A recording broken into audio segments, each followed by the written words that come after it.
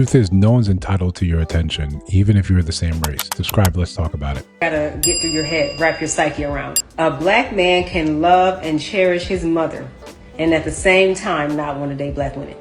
So the first thing a black woman says is, oh, you must hate yourself. You must hate your mama if you don't want to date black women.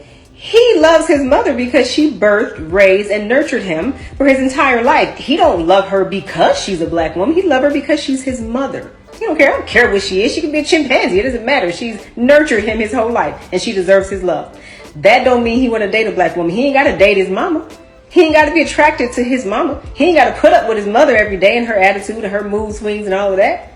He didn't get a chance to choose his mother, but he can choose his mate. And if he don't want a black woman, that ain't got nothing to do with what he feels about his mother or any other black women in his life. He can love his mother, his godmother, his aunts, his grandmother, his sisters, and everybody else. And that don't mean he want to date them. Every time a black man don't want us, here we go. Oh, he's sassy. He down low. He must be gay. He commitment shy. Here go my favorite one. Who hurt you? He ain't hurt just because he don't want to date us. Y'all hurt because they don't want to date us. You got it? Nearly every man has probably heard some variation of that. Whenever you say, no, I'm good, or you simply refuse, or you don't take someone's number, sometimes things that are very simple, very minute, then you hear the reasoning. Instead of understanding that not everyone is going to be attracted to you because you're just you. We have this disconnect out here in dating that every man is supposed to be attracted to every single woman. I'm a 10, I'm a bad B, I'm the greatest, whatever it is. Every man on the planet has to be attracted to you. And if he's not, then you start looking at him as if he is broken, as if he is dysfunctional, as if there's got to be something that went wrong in your life. When you throw out the justifications, the reasons why, who hurt you, your mama black, that you have to be gay, right? It's more reflective of how you think. How that woman does not understand that you are not the best option that he has. You may not be someone he's attracted to at all. And I think it's high time we talked about some of these things. Before, like, comment, subscribe, hit that notification bell. Still trying to do 2 a day. Still trying to go strong and get this thing done. So hype the video, share the video, and we got merch in the store. So we always want to add some sort of nuance to these conversations and understand that if you look at it in this sort of light, that you find a man attractive and he does not find you attractive, there is almost like this disconnect, like you cannot fathom that. You probably can't fathom that because we have a society, we have a culture that constantly uplifts you, constantly tells you all the things that you want to hear, all the things that feel good. We are doing you the biggest disservice in the world. We are making it as if you can do no wrong, as if everything is supposed to sort of capitulate and turn and work out the way you see fit. The truth is, life hits you across the nose. Life hits you across the backside. Life doesn't give an F. It's just going to attack you when it sees fit. You don't have a say in the matter. It happens. Keep it moving. You adjust. When we protect you from those consequences, right? And not in the big sense of life, but in the sense of just relations, in the sense of how you talk to men, how you engage with men. You have this script and you believe men are supposed to adhere to this to the T. And when they don't, you automatically have to think something is wrong here. Is it the script or is it the man? It can't be the script because the script makes me feel good. The script tells me everything I need to hear to make me feel better about the choices I'm making.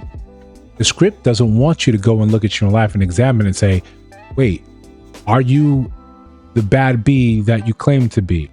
Okay, you said check yes. Follow it down. Okay, do you do these things? Right? And you said yes. Those things mean I pay my own bills. I have my own apartment. I have my own car. I have my own job. These are things that you think qualify you somehow to be super ordinary. They make you some sort of hero. They make you some sort of character.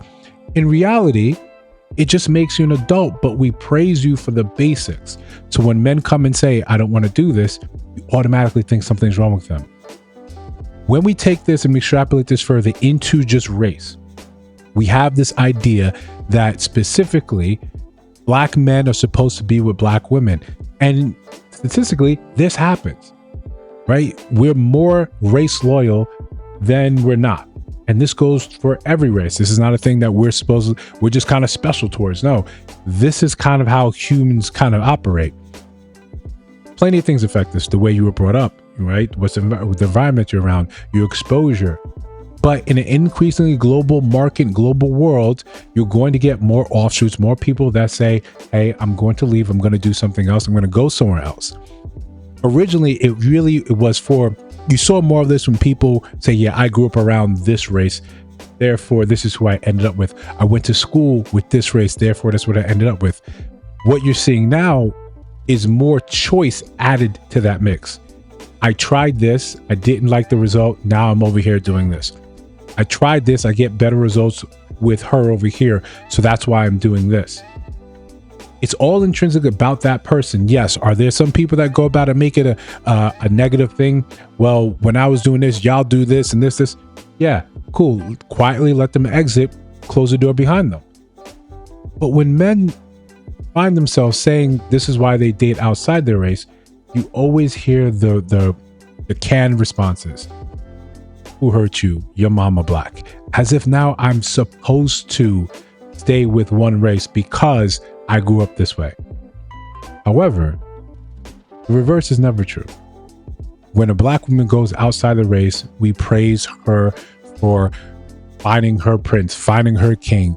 We praise her for getting out the struggle, finally doing her.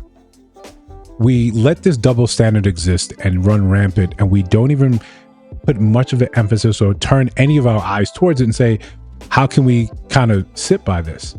How does this make sense? We do this because, like most things, we don't want to question women. We don't want to make it seem as if, hey, what you're saying does not make sense. What you're doing does not make sense. These results are not going to get you those men that you feel or should be entitled to you.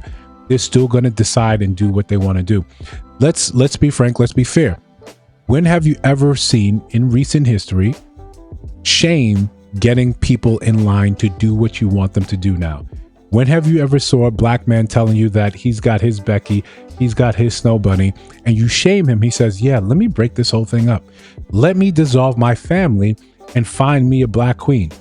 Despite how much we like to joke around with Dr. Umar and what he says and how he moves and how he says the things, that's not changing people's minds because their experience is their experience. Yelling, screaming, coming up with new things to say to insult someone who wants just to be happy with whatever person they are, how does that help the conversation? How does that help you get the results you want? If that man wants another race, then that man's not for you. End of story. We need to treat it equally, both sides.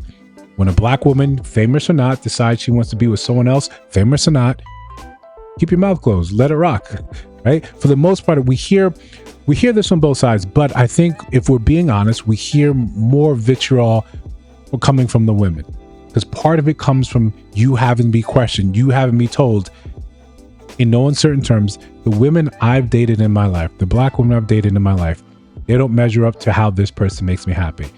When you hear that, it has to hurt on some level.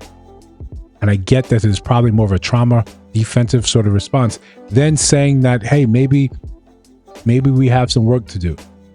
We're very comfortable telling men, especially black men, you don't do this, you don't do this, you don't do this, you don't do this. We even justify the way you say it.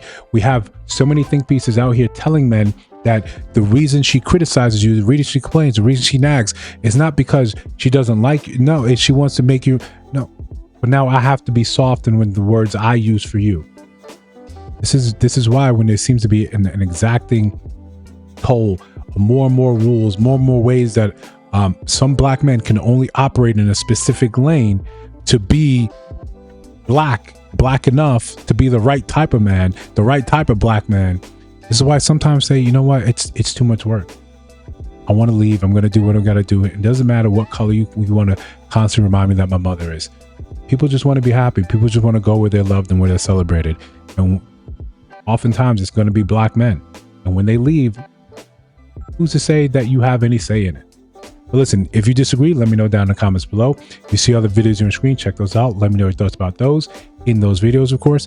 And if you listen to my voice now, if you have not subscribed, I think you should. I'm trying to make something dope. I'll see you in the next one.